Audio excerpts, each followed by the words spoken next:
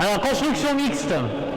Quand je parle de construction mixte, la première chose, c'est de faire attention, parce que ce mot est utilisé en construction pour deux termes. Le premier, c'est ce que j'appelle moi la construction hétérogène, c'est-à-dire quand on a une partie construite en béton ou béton armé et une partie en acier. On a tendance à appeler ça construction mixte.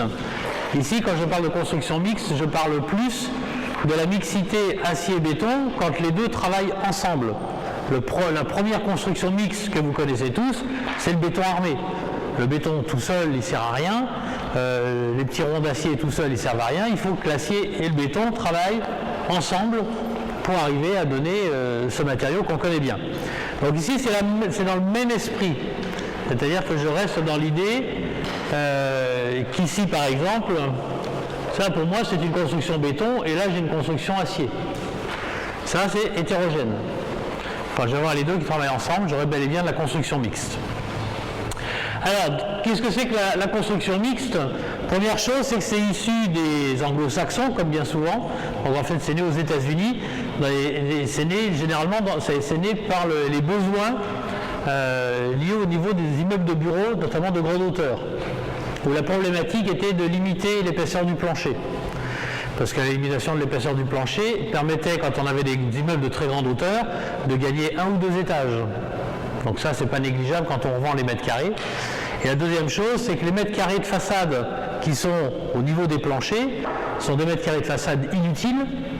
En clair, c'est pas des fenêtres, ça ne peut être que de l'habillage du nez de plancher. Quand je parle de plancher, je parle tout, hein, depuis le dessous du plafond jusqu'à la moquette au-dessus, au carrelage. Hein, je prends la totalité. Tout ça, c'est de l'épaisseur qui est perdue au niveau de l'usage. C'est pas perdu au niveau de la technique, mais c'est perdu au niveau de l'usage. Donc plus je le diminue, moins j'aurai de mètres carrés de façade à mettre. Et les mètres carrés de façade dans ces immeubles-là sont très chers. On peut aller en Europe, on tourne aux alentours de 1 500 € du mètre carré. On mettait 18 000 dirhams le mètre carré. Bah, si vous économisez quelques dizaines, centaines de mètres carrés, c'est pas négligeable.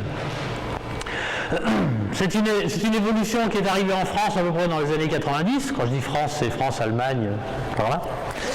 Et aujourd'hui, qui est peu développée. Pourquoi? En fait, tout simplement parce que la maîtrise d'ouvrage, c'est-à-dire que les investisseurs ne connaissent pas, les architectes ne connaissent pas, les ingénieurs sont peu ou mal formés. De toute façon, il faut passer aux eurocodes. Donc les eurocodes, ça devient un peu plus compliqué aussi. Et les entreprises, également, ont plutôt tendance à rester sur leurs acquis, c'est-à-dire sur les choses qu'ils connaissent. Donc, dans le bâtiment, mais vous le savez tous, les évolutions sont relativement lentes. Il n'y a pas de révolution du jour au lendemain, on ne change pas tout. Donc ici, on se trouve dans le même problème. Mais petit à petit, et vous allez voir pourquoi, cette technologie se développe de plus en plus. Ici au Maroc, je connais un bâtiment réalisé comme ça. Il y en a peut-être d'autres, hein, mais j'en connais un. Alors, pourquoi donc ça s'est développé? Donc je vous ai donné la logique sur le nombre d'étages que l'on peut avoir sur des immeubles de grande hauteur.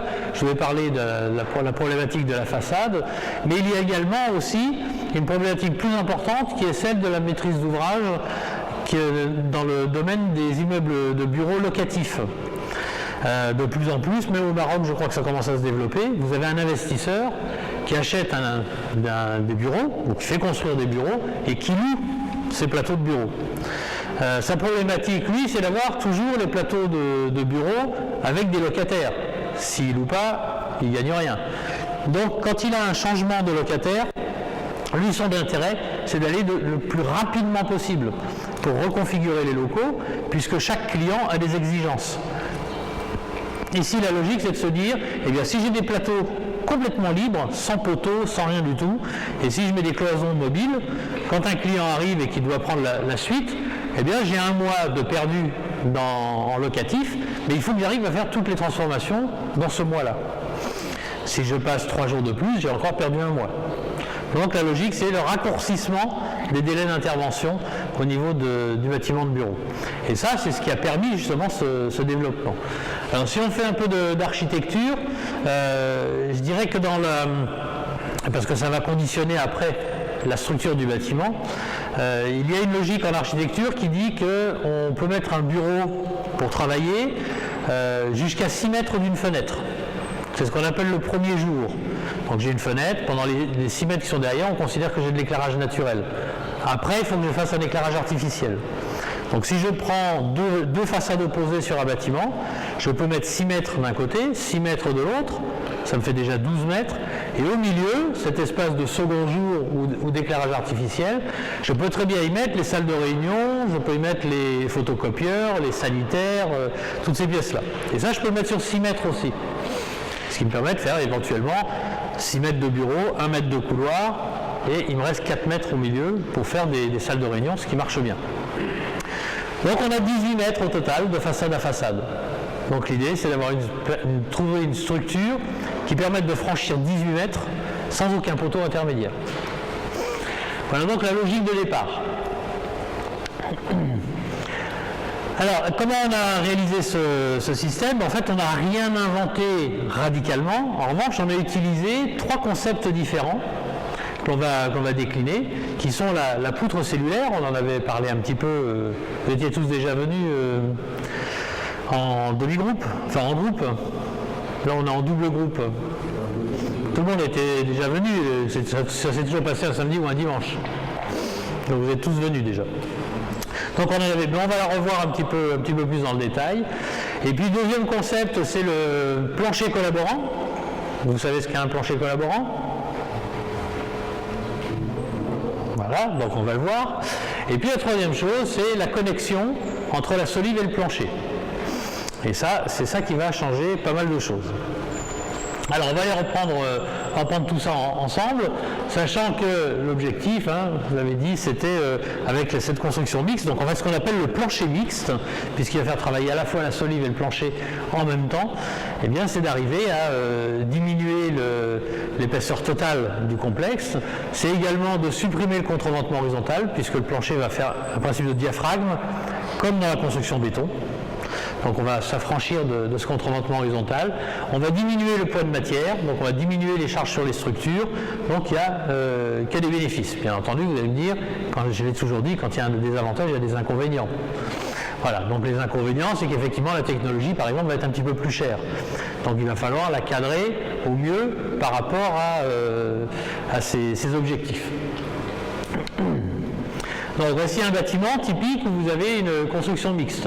Donc vous voyez les poteaux, vous avez les solives qui vont traverser tout le bâtiment, et aujourd'hui on est capable de faire par exemple des travées de 18 mètres par 12. Donc, généralement je fais 10, mais jusqu'à 12 ça peut passer encore. Donc vous voyez, vous avez 18 par 12, ça fait quoi? Ça fait plus de 200 mètres carrés sans poteau. Et si vous avez un bâtiment qui fait 18 mètres de large, et il peut faire 400 mètres de long, vous n'avez pas un poteau dans le bâtiment. Alors, notre poutre cellulaire, on va la prendre, c'est la première. Donc on l'avait vu, vous avez bien compris que la poutre cellulaire, c'est pas une poutre dans laquelle on a fait des trous, c'est bien une poutre en fait qui a été reconstituée à partir d'un profilé de départ. Je vous l'avais déjà expliqué, on a donc une poutre, vous l'avez ici en coupe et ici en élévation. Donc il suffit de faire un premier oxycoupage, un deuxième oxycoupage. On a donc 2 pièces différentes. Ces 2 pièces, on va les séparer et on va les repositionner l'une sur l'autre. On a gagné. Allez, comme ça. On a donc augmenté l'inertie totale de la poutre sans avoir mis d'acier en plus, ni en moins, si ce n'est qu'on a perdu juste un petit bout. Donc au total, on se retrouve avec une poutre dont la hauteur peut arriver jusqu'à 1,5 fois, des fois, en tout cas en plancher 1,5 fois, pas plus. En toiture, on peut faire des fois un peu plus encore. Mais la hauteur, donc 1,5 fois, le profilé d'origine. Comme ça là. Quant au module d'inertie, vous voyez qu'il peut monter jusqu'à 2,5 fois celui du profil d'origine. Donc ça, jusque-là, vous avez bien compris le principe. Bon, voici, ces images, vous les aviez déjà vues. C'est la fameuse découpe. On voit bien que c'est cette partie-là qui va être soudée sur celle-là quand on l'aura déplacée. Donc ça, vous l'aviez déjà vu. Il y a très peu de perte de matière et le soudage de la poutre cellulaire. Donc en toiture, par exemple, je vous l'avais dit aussi, cette poutre cellulaire peut arriver jusqu'à des diamètres de trous qui font à peu près 80% de la hauteur finale de la poutre. C'est-à-dire qu'on a vraiment optimisé la totalité de la poutre et les portées peuvent être jusqu'à 40 mètres en toiture, pas en plancher. Hein. En plancher, ce qui va nous intéresser, c'est à la fois l'allègement de la structure, mais également tout le passage des gaines et des câbles. D'autant plus que l'on a un pas qui est régulier, c'est-à-dire que même pour l'ingénieur qui fait les fluides, par exemple, il sait très bien, il suffit de lui donner les diamètres et les pas, et il sait très bien quels sont les diamètres de canalisation qu'il peut passer, notamment pour les ventilations ou les climatisations, et il peut faire son plan d'une manière rigoureuse, puisqu'en fait il n'est pas gêné par les poutres qu'il pourrait y avoir au milieu si elles étaient pleines. Donc ça pour lui c'est un travail très, très simple. La géométrie de ces poutres peut également être variable en fonction de certaines exigences. Si par exemple vous aviez un élément plus important, enfin un trou plus important à faire, vous pouvez très bien découper, c'est-à-dire faire passer par deux trous, couper la partie intermédiaire et donc trouver un trou plus grand, qui permet de passer par exemple une gaine rectangulaire. Vous avez également la possibilité soit de refermer les trous avec un petit voile ressoudé, ou renforcer ici par un tube, donc qui redonne une raideur autour du trou. Tout ça, en fait, c'est pour reprendre le flambement possible de lame. Hein, le problème, quand on a tous ces trous, c'est que le flambement, il va intervenir beaucoup plus tôt. Donc, en fonction des endroits où on se trouve, on peut également rajouter soit des plats verticaux pour raidir, soit des plats horizontaux pour permettre le franchissement des efforts autour du trou, ou également ici, je ne sais plus ce que j'ai, renforts de zone de connexion, mais je ne vois pas les renforts là, mais ça doit être les trous sont pleins, ça doit être ça. On doit le voir sur cette image par exemple. Voilà.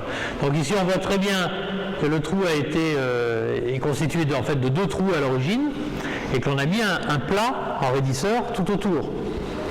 Vous voyez là, comme si on avait reconstitué la semelle du profilé. Ici, qu'est-ce qu'on a? On a toujours les mêmes trous. Ici, on doit avoir, je pense que le raidisseur ici, il est sans doute lié parce qu'il doit y avoir un appui ici. Bon, je ne connais pas le projet, donc je ne peux pas savoir. Ici, par exemple, typiquement, on a fermé les trous. Donc il doit y avoir une charge sans doute plus importante qui arrive en ponctuel sur la poutre. Alors, il y a des logiciels qui permettent de travailler sur ces poutres-là, donc de constitution de ces poutres, sur le site ArcelorMittal. Je vous avais donné ce site. Si vous allez sur le site du sidérurgiste ArcelorMittal, vous allez trouver à une époque, il y avait des logiciels gratuits téléchargeables.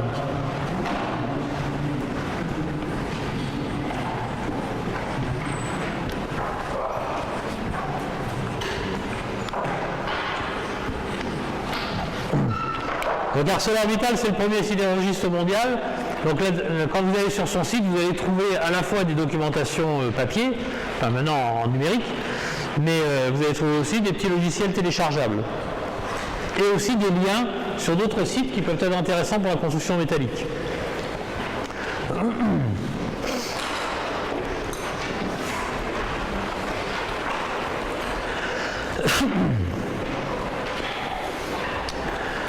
Alors, ces poutres, elles peuvent également être cintrées.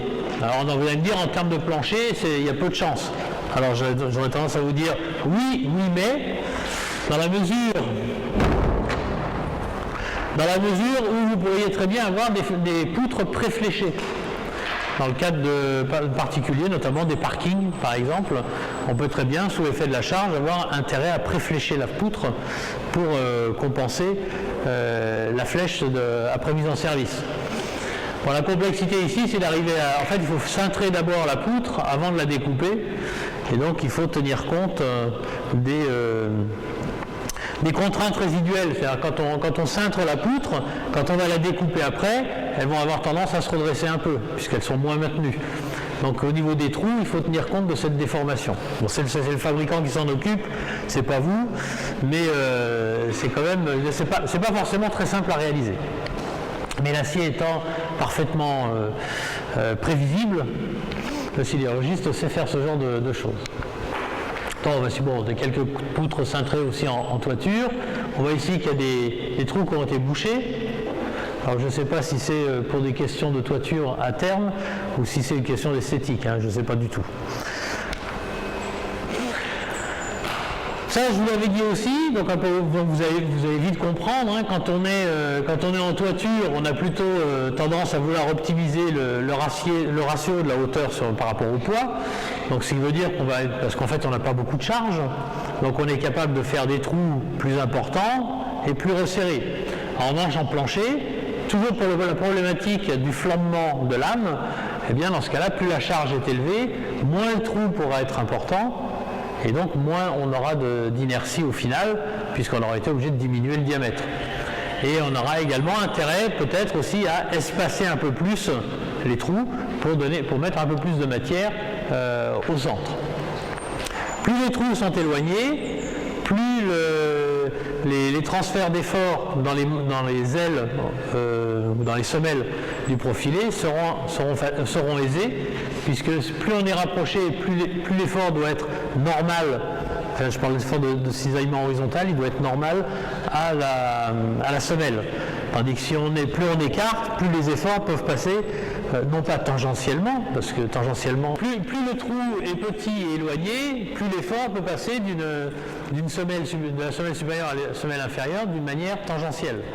Mais l'idéal étant qu'il soit complètement plein. Ici, ça rappelle un peu, je dirais, le principe de la poutre-échelle, où vous avez les deux membrures et simplement des montants verticaux, les entretoises verticaux qui seraient soudés. Ça revient un peu à cette configuration, sauf qu'on n'a pas l'avantage d'un tube, on a juste un petit plat, et donc le flambement, le voilement est plus important à ce niveau-là. Bon, ça je ne vous apprends pas comment on calcule une poutre, vous savez très bien la charge à droite et à gauche de l'axe de la poutre, donc ça vous êtes ingénieur, vous connaissez aussi bien que moi ce genre de choses. Vous pouvez avoir des ratios. Alors le travail sur les ratios c'est intéressant, dans le catalogue par exemple d'ArcelorMittal sur ces poutres, vous avez des ratios. En revanche les ratios sont très nettement surdimensionnés. Et en fait, ils ont mis beaucoup de sécurité et on se rend très vite compte qu'on a tout intérêt à utiliser le petit logiciel de calcul qui est fourni sur le site d'ArcelorMittal pour se rapprocher de la vraie dimension. Les abacs ici sont très défavorables par rapport à la réalité. Donc ça, je vous le dis simplement pour mémoire. En revanche, il y a une chose que vous allez comprendre, moi qui m'intéresse, c'est de vous dire, vous voyez, pour une toiture, vous allez avoir à peu près la hauteur de la poutre va être entre le 20e et le 40e de la portée, tout dépend si je suis en montagne et s'il y a de la neige, et puis donc c'est bien évidemment les cas de charge qui importent. Mais ce qui est intéressant, c'est de voir pour les planchers métalliques, où on a un ratio entre 10 et 20 quand on est en standard, c'est-à-dire en poutre normale, dès qu'on aborde la notion de construction mixte, on va arriver à peu près au 30e de la portée, sur la hauteur de la poutre. Sans le problème de la fameuse flexibilité dont je parlais tout à l'heure, la dernière fois. Vous savez, diminuer la hauteur d'une poutre, c'est bien, mais quand on arrive au 30e, on a le problème de la vibration. Ici, on ne l'aura pas grâce au travail entre le béton et l'acier, et on verra comment ça se passe. Et vous voyez qu'il y a quand même une sacrée différence entre les deux, d'où l'intérêt d'utiliser la construction mixte. On peut également optimiser le profil. À partir du moment où on a découpé un profil du commerce en deux, rien n'empêche de prendre deux profils différents du commerce et de les marier l'un avec l'autre. Et d'avoir, avec une poutre IPE et une poutre HEB, avoir deux poutres asymétriques constituées d'une moitié d'IPE et d'une moitié d'HEB. On peut donc optimiser comme ça la matière la matière sollicitée, donc l'acier sollicité, par l'adaptation du profilé aux caractéristiques mécaniques qu'on lui demande. Notamment en construction mixte, ça va être très important, puisqu'on va pouvoir, si on fait travailler du béton en partie supérieure, on fera travailler donc le béton en compression, et la partie tendue en acier, ce sera la partie inférieure, donc on aura plus intérêt à mettre de l'acier en partie basse du profilé. Je commence à dévoiler des petits points, mais vous verrez après, vous allez tout comprendre en une fois. Ça, c'est ce que je vous avais donné aussi la dernière fois. Je vous avais dit à quel moment une poutre cellulaire est économique. Puisqu'il faut quand même la découper, il faut la ressouder, donc ça demande de la main-d'œuvre, et cette main-d'œuvre, elle coûte. Donc à quel moment la matière est compensée par le travail. Ça, en France, c'est aux alentours des 10-12 mètres. Mais au Maroc, c'est peut-être avant. C'est-à-dire que la main-d'œuvre étant moins chère, l'opérateur qui va s'occuper de la machine à oxycouper et puis le soudeur derrière va peut-être faire que la poutre cellulaire va peut-être être intéressante entre 9 et 11 mètres ou entre 8 et 10 mètres. Je ne sais pas, je n'ai pas fait les calculs, donc je ne vais pas vous raconter d'histoire, je n'en sais rien, mais cette donnée-là doit être, à mon avis, pénalisante par rapport au Maroc. On doit être rentable un petit peu avant. Alors les critères de choix des poutres cellulaires en fait sont multiples. Je fais une petite parenthèse sur la poutre cellulaire parce qu'elle est importante quand même. Pourquoi je dis que les critères de choix sont multiples? Parce qu'en fait vous pouvez très bien choisir ce profil pour l'esthétique par exemple. C'est l'architecte qui a décidé que les poutres avec les trous c'était joli, c'est son choix. Il faudra juste qu'il paye les trous pour ça. L'autre solution, autre critère, c'est par exemple le poids de la structure. À partir du moment où je prends une poutre cellulaire, pour la même inertie, la structure est moins lourde. Donc ça peut être intéressant, notamment dans le cadre de surélévation de bâtiments par exemple. Ça peut être aussi le passage des gaines. C'est-à-dire s'il y a énormément de gaines à passer, eh ben on peut en avoir un intérêt et conditionner le choix. Ça peut être également, je cherche quoi encore, les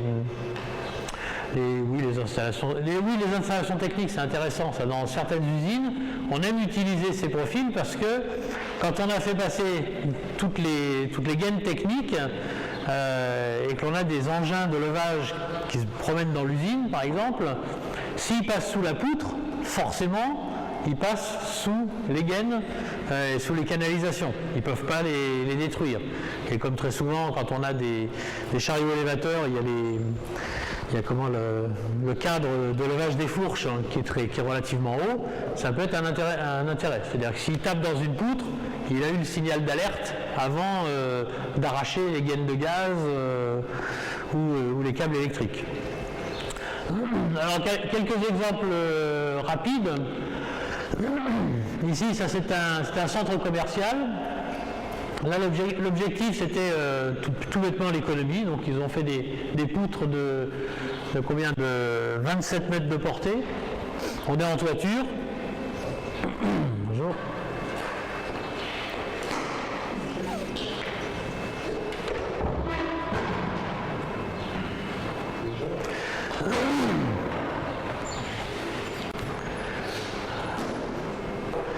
Donc là, les poutres, c'est l'économie typiquement qui a servi le projet.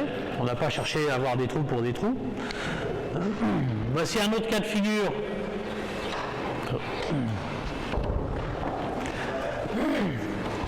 Un autre cas de figure où ici en fait c'était la hauteur pas la hauteur, c'est l'encombrement des gaines qui posait un problème. On était dans un centre commercial. Il y a une partie du centre commercial où on a voulu rajouter un plancher, mais comme il faut une hauteur minimum alors, je ne sais plus si c'était du stockage ou si c'était pour les visiteurs, toujours est-il que la problématique était une problématique de hauteur globale. Si je redivise, ils arrivaient à passer, mais il fallait que la hauteur du plancher soit d'une certaine valeur. Or, toutes les gaines qu'il y avait à passer posaient un problème si on était obligé de passer sous les poutres, auquel cas il n'y aurait pas eu les deux hauteurs suffisantes pour le passage des visiteurs ou pour le stockage ou pour leurs besoins en tout cas. Donc le simple fait de pouvoir passer les gaines au niveau des poutres leur a permis de gagner les 40 cm et ces 40 cm étaient prioritaires. Si on ne les avait pas, si on n'arrivait pas à économiser les 40 cm sous les poutres pour passer les gaines, et bien dans ce cas-là, le projet n'était pas réalisable. Ou alors il aurait fallu changer la toiture, relever, mais ça veut dire que c'est un autre projet. Et ici, c'est une surélévation sur un centre commercial, où là c'était le poids propre de la structure qui était pénalisante. C'est-à-dire que si c'était un bâtiment qui était tout en béton, il a fallu surélever, et le simple fait de surélever, les fondations, s'ils avaient continué en béton, les fondations étaient insuffisantes.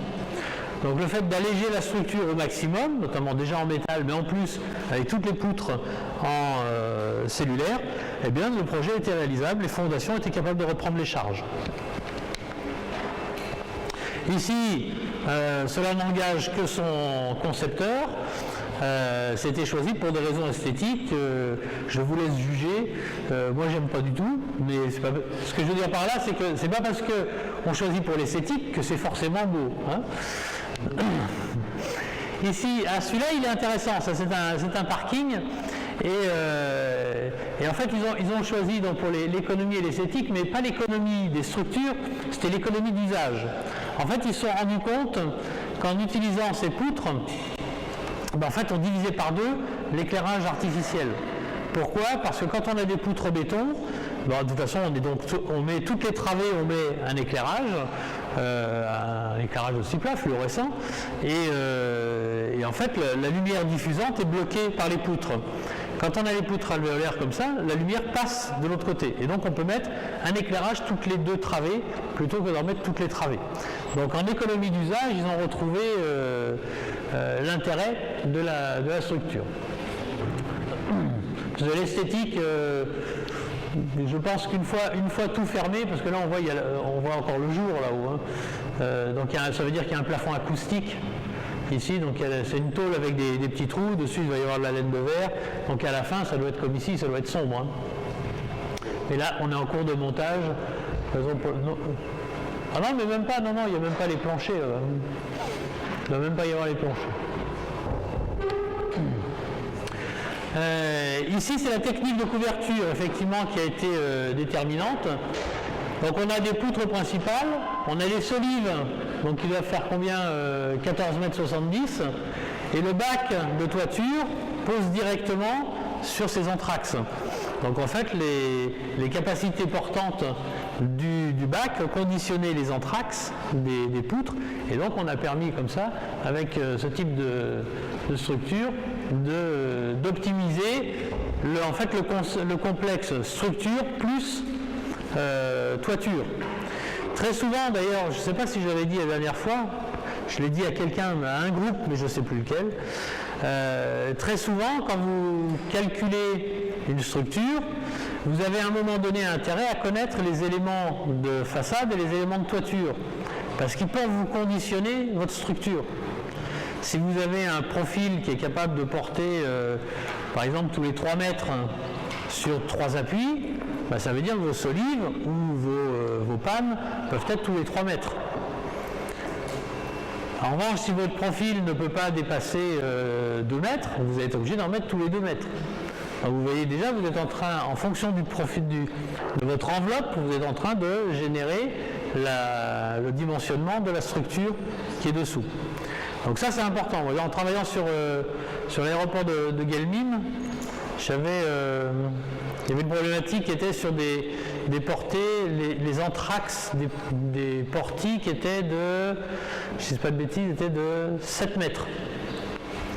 Et je connaissais un profil fabriqué en Allemagne qui était capable de porter sur 7,50 mètres sur 3 appuis. Donc on aurait très bien pu faire uniquement les portiques et pas de solives. Alors ça, là, pour le coup, pour la structure, c'était intéressant. Et avec l'architecte, donc on a réfléchi. En fait, ce qui a coincé, c'est que ça se passait au Maroc. C'est-à-dire que le problème, c'est que le bac, donc il aurait fallu le faire de 14 mètres. Et il faut le mettre dans des conteneurs de 20 mètres. Et donc économiquement, on perdait l'avantage. Pour les questions de transport.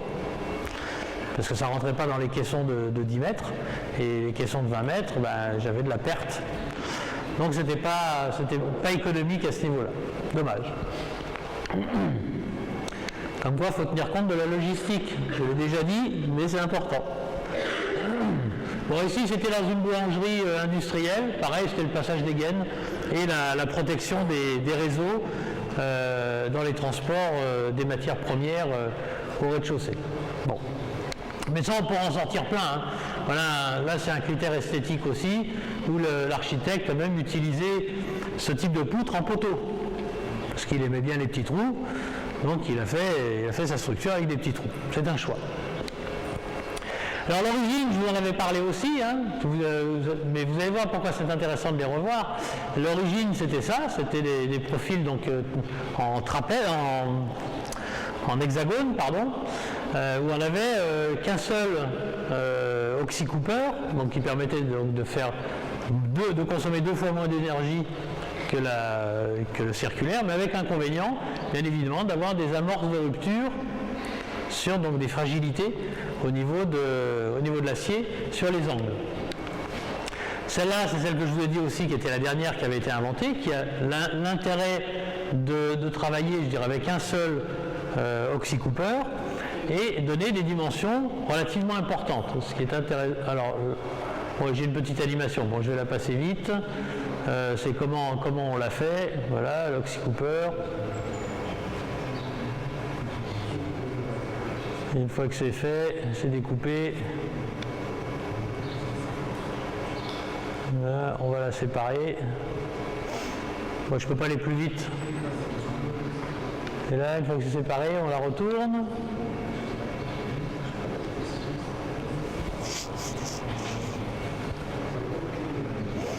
On la rapproche.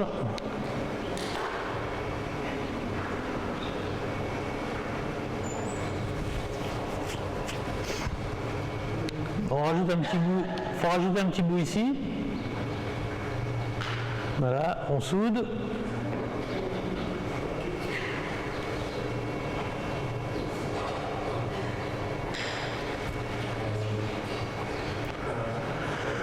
Et maintenant, en fait, on se rend bien compte qu'il y a simplement 2 petits bouts en plus qu'il suffit de recouper pour avoir la poutre complète. Voilà, bon, c'était la petite animation. Mais ce qui m'importe, c'est pas l'animation. Moi, ce qui m'importe, donc là, vous la voyez, le profil de départ et le profil d'arrivée. Et ce qui est intéressant, c'est de voir ça. Donc voilà ce qu'on appelait le profil Litska, qui était donc le profil d'origine. Vous voyez, quand on est passé au profil circulaire, donc au trou rond, et quand on passe à celui-là, vous voyez un peu la différence d'ouverture. Donc c'est énorme. Hein. L'objectif, je vous rappelle, c'était de pouvoir passer ici, dans les bâtiments de bureau, une gaine de 600 mm par 400 mm, les gaines de ventilation. Et puis là, en revanche, quand on regarde le transfert des efforts, là aussi, on est beaucoup plus dans la logique d'être tangentiel par rapport aux semelles des profils. Donc on a une rentabilité accrue à ce niveau-là. Alors, donc on a vu ça, on l'avait déjà vu un petit peu, on vient de le revoir, vous maîtrisez parfaitement la poutre cellulaire maintenant. Donc on va passer au deuxième concept qui va rentrer dans la configuration de la construction mixte, c'est le plancher collaborant. Qu'est-ce que c'est que le plancher collaborant? C'est une tôle, que vous avez tous déjà vu ça, vous connaissez tous au Maroc le Nervesco, là en toiture. Voilà, ça vous connaissez bien, donc c'est le même principe, c'est une tôle d'acier nervurée. L'origine provient de ce qu'on appelle le coffrage perdu. Voilà, au début, on utilisait ce profil comme fond de coffrage pour faire des planchers béton coulés en place. Et puis le coffrage, il restait, il était là et il avait servi simplement à empêcher le béton de descendre à l'étage inférieur. Hein. Et puis après, il y en a un jour qui s'est dit, mais pourquoi on n'utiliserait pas cet acier dans le calcul du plancher béton, puisqu'en fait on rajoute des aciers dedans, pourquoi on ne pourrait pas l'utiliser? Et l'idée c'était donc de prendre cet acier et de considérer qu'il remplacerait les aciers classiques d'un béton armé. Donc dans les parties tendues, donc vous avez la possibilité de remplacer les aciers de flexion par la tôle qui servait donc au coffrage. Maintenant, il faut que, comme le rond à béton, il faut que l'acier ici collabore intimement avec le béton. Et pour ça, la logique, c'était de faire un principe de queue d'aronde. Donc l'acier ne pouvait pas sortir du béton. Donc on avait un travail entre les deux. Et puis en plus, il y avait des petits crans comme ça qui empêchaient, comme pour un tore sur un acier, quoi, hein, un rond à béton. Donc c'est exactement la même chose. Donc l'intérêt, c'était de réutiliser, plutôt que d'avoir que le coffrage perdu, c'est de réutiliser ces aciers. Dans un plancher collaborant aujourd'hui, il n'y a que la tôle d'acier, le béton, et il y a juste le petit treillis d'anti-retrait du béton. Ça, vous le mettez toujours pour éviter les fissurations. Donc ça, c'est celui-là qui reste. Lui, il n'a pas de fonction mécanique. Il ne reprend pas les efforts. Si je dois être encastré, par exemple, si j'ai un plancher de ce type-là encastré, il faudra que je mette au niveau des chaînages des chapeaux pour reprendre les tractions au niveau de l'encastrement. Hein. C'est ceux qui sont là normalement. Donc là, dans ce plancher-là, vous allez devoir les mettre aussi. Mais tous les aciers qui sont dessous, normalement, sont donc remplacés par le coffrage, par le plancher collaborant. D'où le mot collaborant, collaboration entre le béton et l'acier. Alors il en a existé au début, donc ils ont été comme ça, puis très rapidement on s'est rendu compte que ça posait un problème. Bonjour, c'est moi qui ferme la porte ?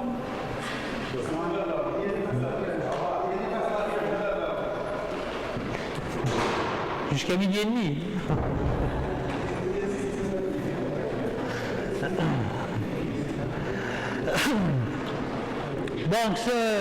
Donc le problème du plancher collaborant de cette nature, celui qu'on appelle avec les queues d'aronde, c'est un nom d'assemblage en menuiserie. Vous connaissez ça? Alors, en menuiserie, on fait ça, hein, quand on fait par exemple l'assemblage sur des tiroirs, on fait ce qu'on appelle des queues d'aronde, qui sont des systèmes toujours pareils en parallélogramme, en trapèze plutôt, qui permettent d'empêcher les pièces de s'enlever. Donc ce nom queue d'aronde vient de là. La ronde, c'est un oiseau en français. Une aronde, c'est un oiseau qui a une queue un peu comme les hirondelles. Vous avez vu les queues d'hirondelles?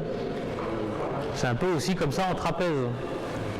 Donc c'est ça qui a donné le nom de queue d'aronde. Et puis donc son problème, en fait, c'est qu'il n'était pas empilable. C'est-à-dire à la livraison sur le chantier, ces bacs-là sont difficiles à transporter. Ils prennent de la place. Donc les ingénieurs ont travaillé et ont trouvé un autre système de collaboration qui était la collaboration par frottement. Donc on utilise un bac qui lui est empilable, mais dont le mode de fonctionnement est celui du frottement. C'est-à-dire qu'il y a des petites bosses qui donc sont inclinées dans le béton et donc qui vont permettre de travailler par collaboration par frottement. Donc là, c'est intéressant. Donc aujourd'hui, la quasi-totalité des planchers collaborants sont de cette nature. Et donc on fait donc toujours la même chose, hein, donc le bac collaborant, le bac métallique, et puis dessus la dalle simplement qui est coulée avec son petit ferraillage anti-retrait ou anti-fissuration pour le béton. Alors comment est-ce qu'on calcule un plancher collaborant? En fait, comme toujours, hein, on imagine bien ce qui peut se passer, c'est que les capacités portantes, bien sûr, vont être en fonction de la portée, bien évidemment, mais les caractéristiques vont être celles de l'acier, c'est-à-dire quelle est la nature d'acier, quelle est son épaisseur.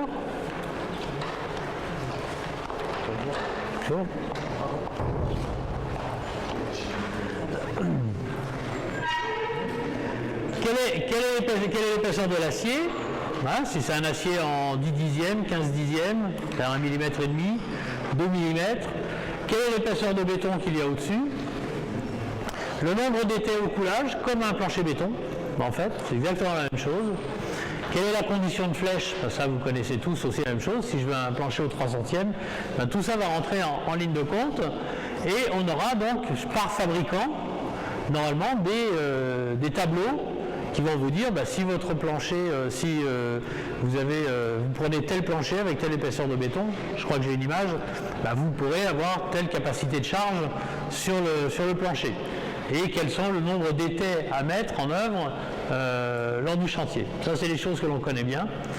Et puis, après, la problématique qui s'est posée aussi était celle du fameux coupe-feu, c'est-à-dire sur un plancher. D'une manière naturelle, celui-là, le plus petit, il est coupe-feu 30 minutes. Après, le problème, c'est que, bien entendu, l'acier, c'est le premier qui va se mettre à échauffer s'il y a l'incendie. Donc il va perdre ses capacités mécaniques. Donc pour ça, si on veut avoir des délais supérieurs, mettons si on veut avoir 60, 90 ou 120 minutes, il faudra dans ce cas-là rajouter des aciers à l'intérieur du béton pour compenser la perte liée à l'échauffement du bac collaborant. Bon alors, c'est pas pour vous faire lire, mais simplement pour comprendre. Ici, qu'est-ce qu'on vous donne? Vous avez forcément des tableaux qui vont vous dire, ben voilà, si vous êtes sur deux travées en continu, c'est votre bac collaborant, il vaut mieux le mettre de façon hyperstatique plutôt qu'en position isostatique, c'est-à-dire sur deux poutres, il va porter plus loin forcément. Et puis ben, vous avez vos tableaux en fonction de l'épaisseur de la dalle béton, de 12 à 26 cm, et avec, si vous avez mis un étai, bon ici bon, on va prendre 315, ça doit être les charges ça, donc 315 décanewtons au mètre carré, etc. Donc vous allez pouvoir choisir votre plancher en fonction de vos exigences, soit des entraques, soit des charges, et donc vous allez choisir votre configuration. J'ai pas mis tous les tableaux, parce qu'après vous avez les tableaux qui vous disent combien ça fait de litres de béton, quels sont les aciers qu'il faut mettre dedans pour l'anti-retrait, etc., etc. Donc ça, chaque fabricant a de toute façon des catalogues spécifiques à son produit. C'est pas nous qui décidons, c'est le fabricant qui a décidé. Comment ? Les producteurs, les fabricants, eux, ils ont forcément, on ne peut pas vendre un plancher collaborant sans vendre les tableaux de charge, c'est une obligation. Et voici par exemple la disposition vis-à-vis de l'incendie, où vous avez donc les aciers de renfort qui sont posés avec des petites couronnes en plastique qui permettent donc de les maintenir à bonne distance et donc pour qu'ils ne subissent pas l'échauffement. Donc si le plancher collaborant, le bac, ce qu'on appelle bac, c'est la tôle, hein, le bac acier, voilà.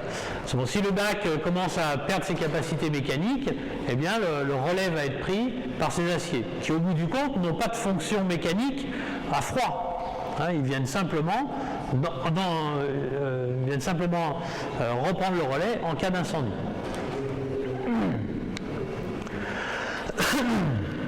Voilà, donc vous avez des questions sur le plancher collaborant? Vous avez bien compris? Alors, plancher collaborant, on peut très bien l'utiliser aussi sur les constructions béton. Hein.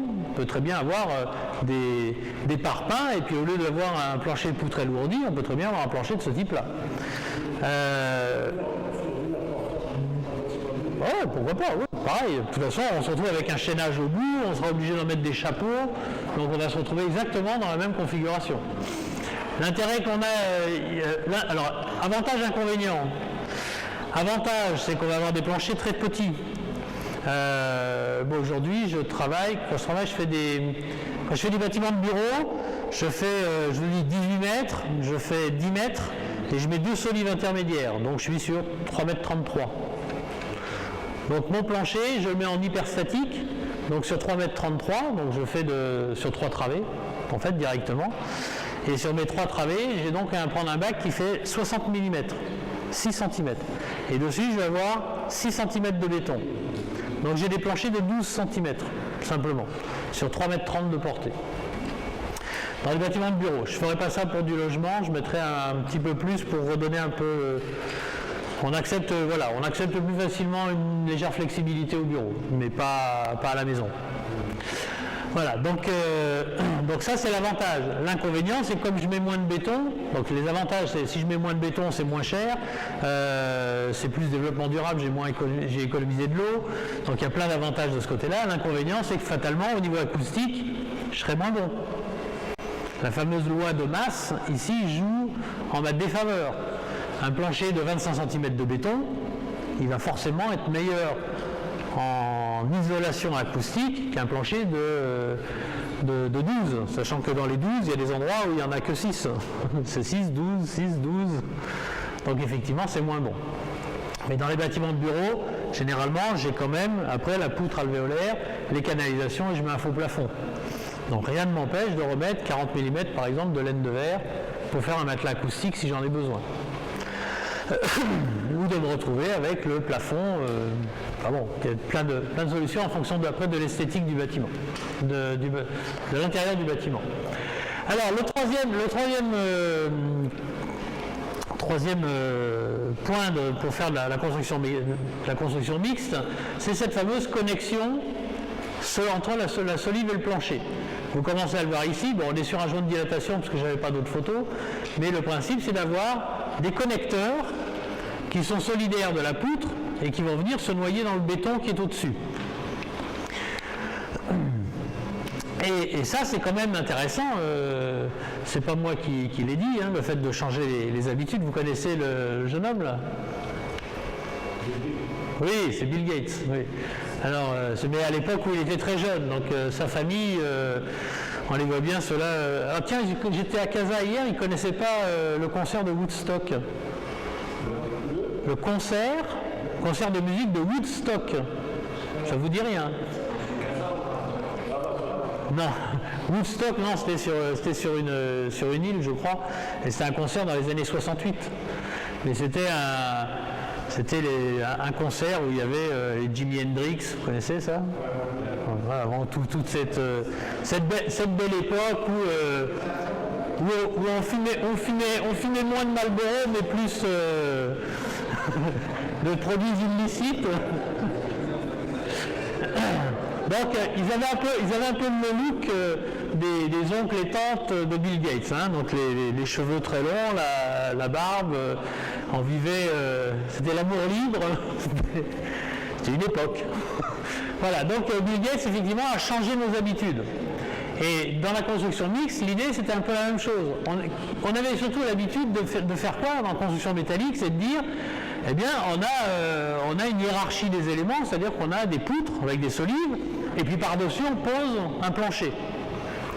Là l'idée c'est complètement différent, c'est de se dire, on ne va pas simplement poser dessus, mais on va travailler ensemble, donc on va collaborer là aussi entre la solive et le plancher. Donc vous voyez maintenant mes petits connecteurs qui sont là. Donc on imagine bien que le plancher collaborant, quand il arrive sur la... Alors il peut être soit interrompu, soit passé par-dessus avec des trous, bien évidemment, pour que ça passe au niveau de ces goujons. Et quand le béton va être noyé, quand on va faire le coulage, ces petits goujons ou ces clous, appelez-les comme vous voulez, vont être noyés dans le béton et donc ils seront solidaires.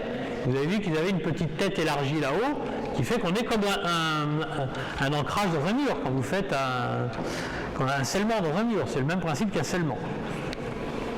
Alors, comment ça fonctionne? Le voilà par exemple ici où on a les trous qui ont été faits dans le plancher collaborant pour pouvoir le poser. Ce qui veut dire que les goujons, on ne les met pas n'importe où. On sait forcément, quand on les pose sur la poutre, quand on les soude, on sait très bien à quel pas il faut les mettre puisque ça correspond au pas du plancher collaborant. D'accord? Alors quand on a une poutre qui n'est pas connectée, qu'est-ce qui se passe? On a, ici vous avez la poutrelle en I, vous avez le plancher qu'on voit un peu moins. Je ne sais pas pourquoi on ne le voit pas, mais il a disparu. En fait, il est là-haut. Ça, c'est la poutre et vous avez un plancher normalement qui est bleu clair. Bon. Donc, vous l'imaginez puisqu'on ne le voit pas sur l'image. Et donc, on va avoir une flexion et c'est le plancher qu'on ne voit plus, qui est là toujours. En fait, on a deux produits qui vont fléchir chacun de leur façon, de la façon dont ils vont fléchir. L'acier va fléchir et puis la dalle au-dessus va fléchir. Si on n'avait pas mis de ferraillage, on aurait forcément la fissuration au niveau du béton. L'intérêt de faire la collaboration, c'est en fait de se retrouver avec des goujons qui vont reprendre notamment le cisaillement horizontal entre la semelle supérieure du profilé métallique et la surface du plancher béton. On voit bien ici dans un exercice de destruction, c'était un test en laboratoire, où on voit bien que le goujon il s'est complètement tordu. Ce qui veut dire qu'on a bien eu des efforts de cisaillement à cet endroit-là. Donc on va avoir la totalité du profil et donc on va solliciter l'inertie totale du profil. Alors si je voulais aller... Oui, d'abord les premières choses, les connecteurs. On a deux façons de faire des connecteurs. Le premier, celui que vous avez sur votre gauche, c'est un goujon. Le goujon il est soudé, c'est-à-dire qu'à la base ici il a déjà le métal d'apport plus l'enrobage comme une baguette de soudure. Et ça, c'est posé avec un pistolet automatique et on va faire le soudage en atelier du goujon avec une machine. On peut également utiliser des cornières de ce type-là métalliques qui vont être cloués par une machine comme Hilti ou Spit, qui vont clouer dans le profilé métallique le connecteur qui lui sera donc après noyé dans le béton. Voici les goujons Nelson qui ont été soudés à l'atelier. Et au passage, on voit qu'en droit de la tâche, on a ressoudé, on a obturé la poutrelle alvéolaire. Alors l'inconvénient du système, c'est notamment au transport. C'est-à-dire qu'au transport, si on ne fait pas un peu attention, on risque d'avoir les goujons un peu tordus et quand on veut mettre le bac, ça ne passe plus au bon endroit. Donc il faut être un petit peu soigneux sur le chargement. Et quand on a été appris une fois, l'entreprise, elle apprend très vite et la deuxième fois, elle fait attention. Alors, pourquoi c'est aussi intéressant de faire de la connexion de solives? Eh bien parce que 1 plus 1, avec ça, ça fait égal à 4. C'est pas possible. Hein?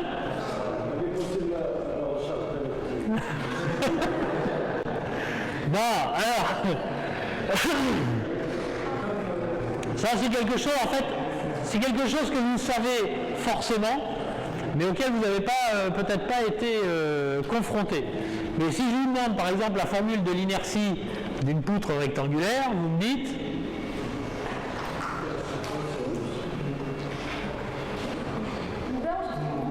Hein? Oui? BH 3 sur 12. On est d'accord. C'est bien, l'inertie, c'est bien BH 3 sur 12. Imaginons maintenant que cette poutre-là, j'en mette deux l'une sur l'autre. C'est quoi l'inertie? C'est deux...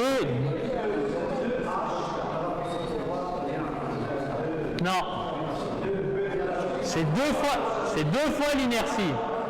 C'est deux fois l'inertie. C'est-à-dire deux fois BH3 sur 12. C'est-à-dire BH3 sur 6. Donc ça, on a deux poutres qui sont séparées.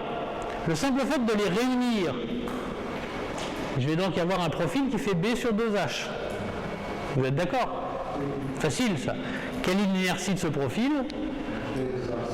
C'est B et 2H au cube sur 12, c'est-à-dire 4BH3 sur 6, c'est-à-dire 4 fois l'inertie de deux profils empilés. Donc c'est pas rien. Le simple, alors ça c'est par exemple ce que j'explique à des architectes qui travaillent notamment sur des vieilles maisons en bois, où je leur dis faites attention, si vous voyez par exemple une poutre en bois qui est très vieille et qui s'est fendue par le milieu. On a tendance à croire qu'elle a perdu un peu de son inertie, et non, elle a perdu 4 fois son inertie de départ. Donc c'est pas parce qu'elle tenait dans le temps que maintenant elle va continuer à tenir puisqu'elle n'a plus les mêmes capacités. Mais c'est vrai qu'un architecte il ne s'occupe pas de la RDM. Mais voilà un cas typique où en fait on se rend compte que le simple fait de faire de la connexion, ça apporte un intérêt et on se demande même pourquoi on n'y avait pas pensé avant. Pourquoi depuis des années on met des planchers en béton sur des poutrelles métalliques sans faire cette connexion. Et si on regarde donc un peu plus en détail, donc le principe de la poutre hybride c'est quoi? Vous voyez donc en fait mon plancher collaborant, ça va être noyé de béton, on a le profil en I, le goujon, et bien ça en fait tout simplement c'est le symbole d'une poutre hybride dont la partie comprimée se situe au niveau du béton et la partie tendue se situe donc plutôt sur la partie inférieure du profilé métallique. Et là d'un seul coup vous vous rappelez ce que je vous ai dit tout à l'heure, l'intérêt de faire des poutres métalliques asymétriques. J'ai peut-être pas besoin d'avoir tout ce métal là-haut. J'en ai besoin d'un peu moins. Ou en tout cas, si ici par exemple j'ai beaucoup de béton pour X raisons, j'ai peut-être intérêt dans ce cas-là d'avoir un peu plus de métal en bas pour compenser, pour avoir une répartition de l'inertie en haut et en bas. Et donc on peut comme ça constituer son plancher et l'optimiser par rapport aux objectifs. Alors donc l'avantage c'est que maintenant on a donc un plancher qui est en béton qui est connecté au niveau des solives, donc justement la mise en diabolo du bâtiment ne peut plus intervenir. On est donc typiquement dans un principe de diaphragme et comme dans la construction béton. Donc dans une construction mixte on n'a pas besoin de faire les diagonales dans la stabilité des plans horizontaux. Alors, les cadres réglementaires, c'est les Eurocodes 3 et 4. Alors, vous allez me dire, oui, mais je ne fais pas les Eurocodes. Vous avez raison, vous travaillez au CM66.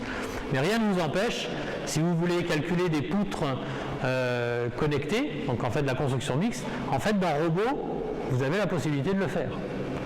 Donc, même si vous ne connaissez pas les Eurocodes, même si vous ne pratiquez pas le calcul, selon les Eurocodes, vous pouvez quand même calculer vos poutres en construction mixte en utilisant les modules disponibles sur Robot. Donc voici des poutres. Alors donc on est ici en construction mixte et on est là encore hétérogène. Ici c'est du béton et là c'est de la construction mixte. Deux typologies différentes. Alors quelques exemples rapidement avant la pause.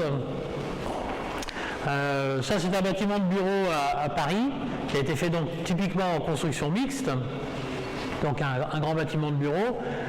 Vous remarquez ici les diagonales d'ailleurs, tout simplement parce qu'en fait la trame de la partie supérieure n'a rien à voir avec la trame du bâtiment inférieur. Donc en fait on a à certains endroits des poteaux qui ne continuent pas dessous, donc en fait qui sont repris. Ces poteaux par exemple au centre ici sont repris en charge sur les poteaux extérieurs. Vous vous rappelez ce que vous avez dit quand on a fait je vous ai montré à un moment donné l'utilisation en traction et je vous ai montré un bâtiment qui avait été fait à Lyon où les planchers étaient suspendus, pour ceux qui étaient là. Les planchers suspendus et c'était une poutre treillis au niveau du toit qui récupérait, enfin du dernier étage, qui récupérait les efforts. Vous vous souvenez de ça? Non, vous vous souvenez pas? Vous m'écoutez? Que je parle pas tout seul quand même.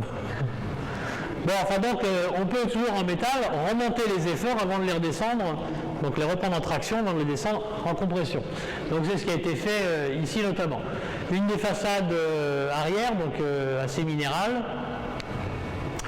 Bon, ça c'est une vue de l'intérieur, du patio. Une vue encore de l'intérieur, ça c'est pour le plaisir des yeux. C'est au souk qu'ils disent ça. Non? C'est au souk. Quand on prend au souk, juste le plaisir des yeux. Alors, je vous dis ça, il n'y en a pas un qui réagit. Bon, c'est pas grave. Et voici donc le début de la construction. Le début de la construction, donc vous avez les voiles béton qui sont dans les parties des sous-sols et le premier plancher du rez-de-chaussée qui est déjà en construction mixte. On voit les goujons, on voit les poutres cellulaires.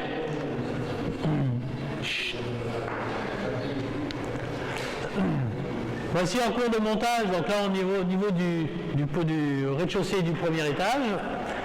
Comme je vous avais dit la dernière fois aussi, généralement on fait des poteaux hauteur de 2 étages. C'est généralement ce qu'on fait en construction métallique. Raison pour laquelle ici vous avez la construction de 2 étages d'un coup. On va aller à la livraison des poutres avec les goujons. Donc on voit que ça a été bien livré ici. Il a bien fait attention à ne pas tordre ses goujons. Et ce que vous pouvez remarquer, c'est que les poteaux sont peints et pas les poutres.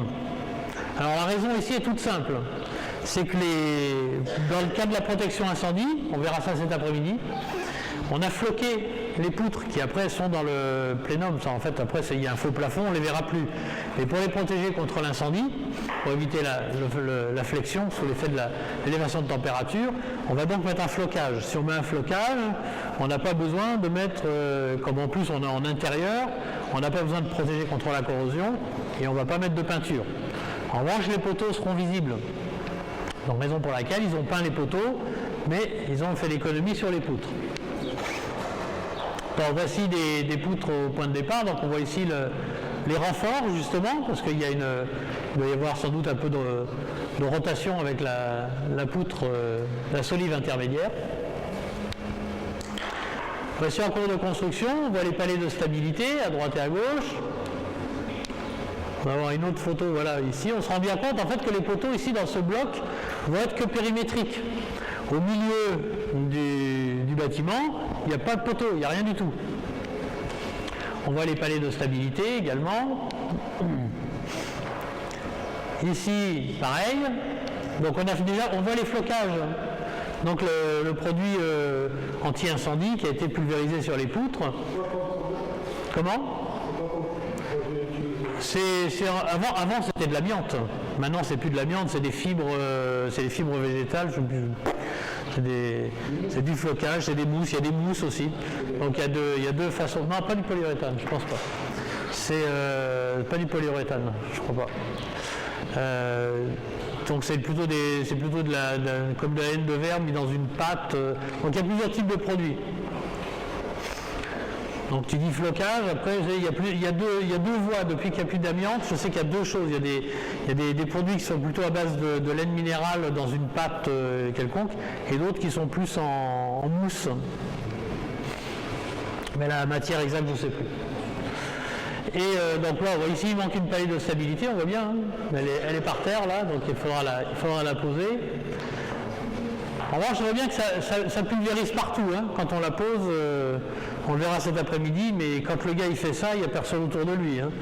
Pendant tu ressors, toi aussi tu es floqué. Et là, on va prendre quelques images sur cette partie-là. Donc on voit ce bout-là, il est en fait en suspension au-dessus du bâtiment inférieur. Hein. Donc voilà l'endroit où on reprend les charges. Donc on voit ici tout l'intérêt d'avoir un acier isotrope, hein, puisque le charpentier métallique, il a pris du métal sans se poser la question dans quel sens il a utilisé pour faire l'assemblage.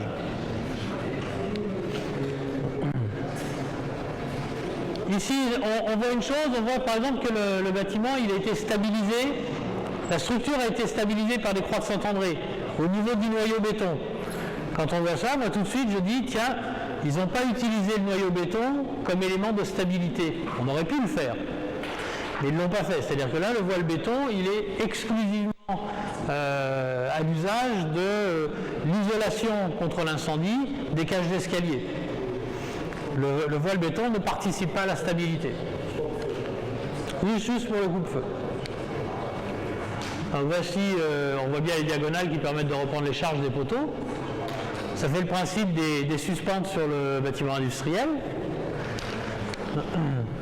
Et voici un plateau de bureau libre de tout point d'appui. Voici de l'autre côté avec les stabilités. Donc après, il suffit de passer les gaines. Donc on voit que le passage des gaines est facilité par la poutre alvéolaire. On peut en mettre autant qu'on veut, ou presque. On voit ici le flocage donc, qui a été réalisé, donc sur toutes les poutres. Le plancher collaborant au-dessus. Et puis après, la façade, plein de façons d'accrocher la façade. Ce qu'on fait généralement dans les bâtiments métalliques de bureau comme ça, c'est que les planchers, on garde les poteaux à l'intérieur et on sort des petits bouts de solive de 30 ou 40 cm. De telle manière à mettre la façade, non pas dans le plan des poteaux, mais dans un plan que l'on peut régler plus facilement en bout de poutre. On doit le voir. Je reviens un peu en arrière. Voilà, on le voit ici. Vous voyez qu'on dépasse des poteaux. On dépasse toujours des poteaux. C'est plus facile à réaliser.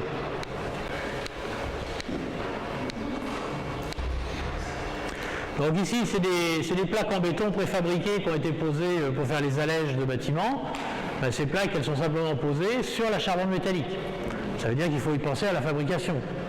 Hein, je vous avais dit, hein, on anticipe tout en construction métallique. Quand on arrive sur le chantier, on ne fait que de la pose. On ne vient pas se dire comment je vais poser la façade, c'est déjà prévu. Voici la même ici. Donc on voit bien ici qu'on a dépassé pour mettre la façade en avant des poteaux. Bon, voici une façade.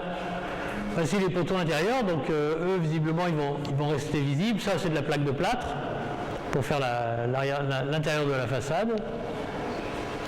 Ici on voit les ventilations qui arrivent. Donc là je pense qu'ici en fait ce sera des extracteurs.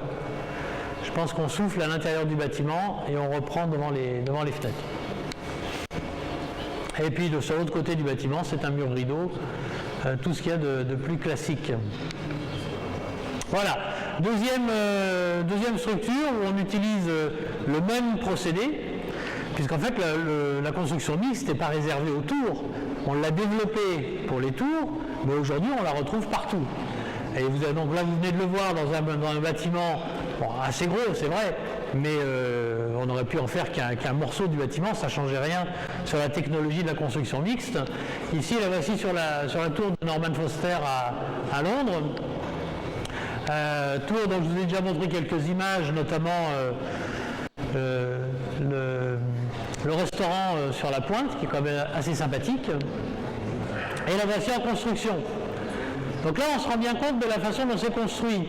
On a bien un noyau central métallique, on a une résille extérieure métallique, et on est relié entre les deux par les solives transversales. Et au centre, il n'y a plus rien. Chut, s'il vous plaît.